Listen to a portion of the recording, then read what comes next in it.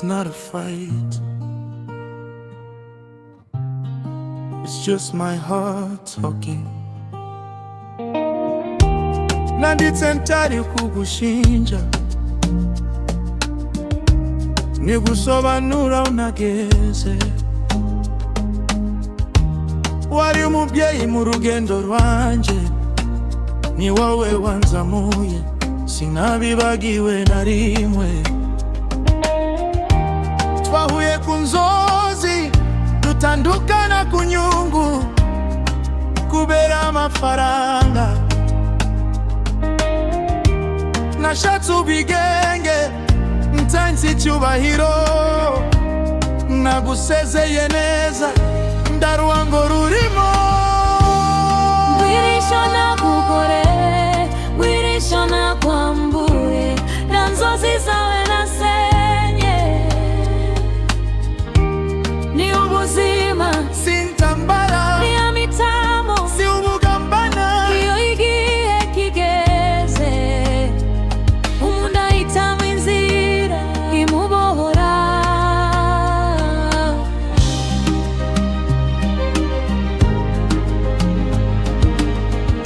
Nubatse ubuzima bwanjye mu mucyo, nifuzaga ko wazankomeza, lakini moyo wako ukafunga, ukanyima ijambo, ukanyima kuniona.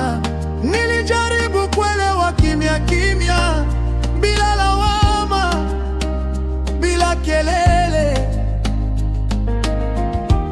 lakini ukimya wako ukaniumiza zaidi kuliko maneno. I never meant to hurt your heart, I was just trying to save my soul. Maisha hubadilika, na si kila kuondoka ni chuki. Sometimes letting go is love, even when it hurts inside.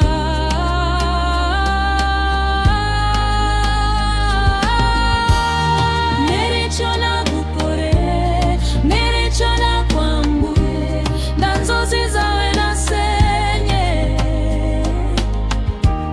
Ni ubuzima, sintambara, Ni ametamo, si ubugambani. iyo igihe kigeze, umuntu ahitamo inzira igubohora.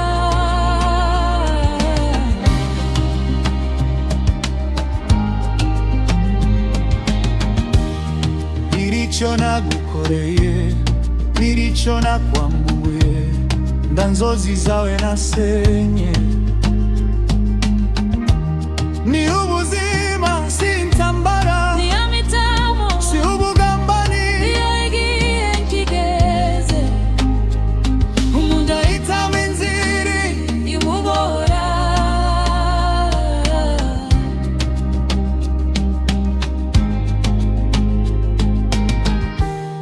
This letter has no anger, only truth. I'm grateful, but now I'm free.